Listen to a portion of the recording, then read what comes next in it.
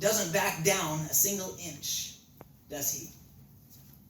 I mean, from the very start, when he first hears Goliath's words, he never backs down.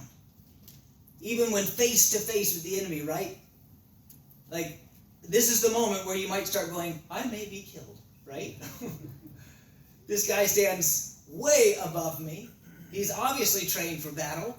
He's had way more experience. All of these things, that might be the moment where he starts to wilt back, right? But all the way into that moment, David carries his courage, doesn't he? And I wonder for us this morning, where do we need to have courage in our life this morning? What circumstances in our life do we need to remember that God is with us? He will not forsake us. Maybe it's a physical ailment of one kind or another. Maybe it's a broken or challenged relationship that you're praying through and trying to discern the Lord's will in. Maybe it's some other kind of setback in your life. A place maybe where you've just grown weary in doing what's good. Whatever the enemy may be that we are facing, are we going to face it with courage? Like David faced his circumstance in that place. Knowing that the Lord was with him and able to see him through that place. Where do we need to have courage this morning? We want to be like David and have that courage and not shrink back like we see Saul shrinking back from this. And that brings us to our second point this morning. I think the second thing that we see that sets David's heart apart is David's quickness in his response. Not only his courage, but his quickness. We said already that in verse 16, it tells us that they stood for 40 days hearing this taunt. The armies of Israel, King Saul, 40 days. Imagine that. Every day, morning and evening, the Goliath comes out and gives this taunt to the armies of Israel. But David heard it just one time and immediately acted upon it, didn't he? How many of you know that courage has a way of waning over time? You been there? I have to tell a story on myself here.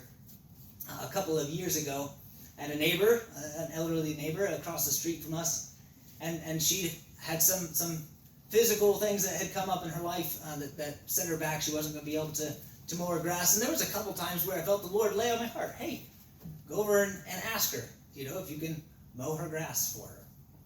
Well, you only get these brief little windows where, right, people are home and you can maybe go across the street and ask.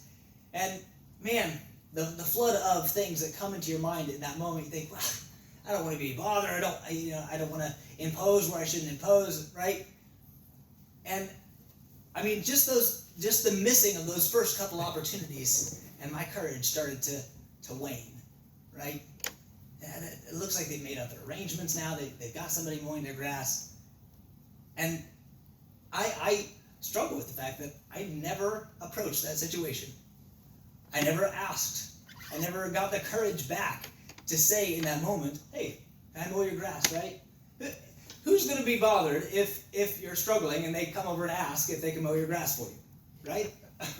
Nobody's going to be bothered by that, realistically. But the things that go through our mind that kind of cause us to wait.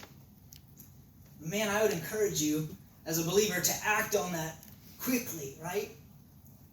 Because I'm sure for Saul, the first time that enemy came out, he thinks, okay, maybe I can do this. But he didn't act on it up front. And man, eventually that taunting, this is just the daily routine we go through, right? We're just at this standstill with the Philistines. There's nothing that can be done. Imagine if he had responded right away, like we see David respond in this moment. David responds quickly to this. James 4:17, it tells us, therefore, to the one who knows the right thing to do and does not do it, to him it is sin. The resident director of the dorm that I was in college used to post that on the doors of the bathroom stalls when it would be finals season.